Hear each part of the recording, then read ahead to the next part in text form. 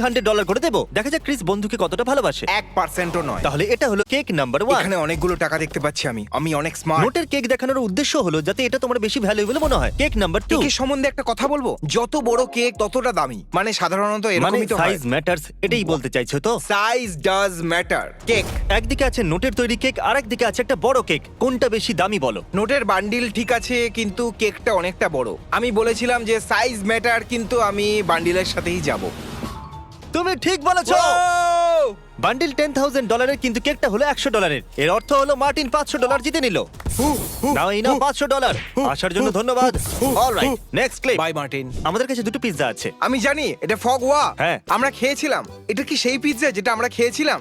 মনে তো হচ্ছে ওটাই, ফ্রান্সের টাফেলস। ও, ক্যাভিয়ারও আছে দেখো। এটা হলো পিৎজা নাম্বার 2। আমার কথা শোনো, আমার মনে হয় না কোম্পানি রিভিউর জন্য এত দামি পিৎজা এফোর্ড করতে পারবে। তোমার কি মনে হয়? টাইম ওয়েস্ট করো না, বাছো। গোল্ড।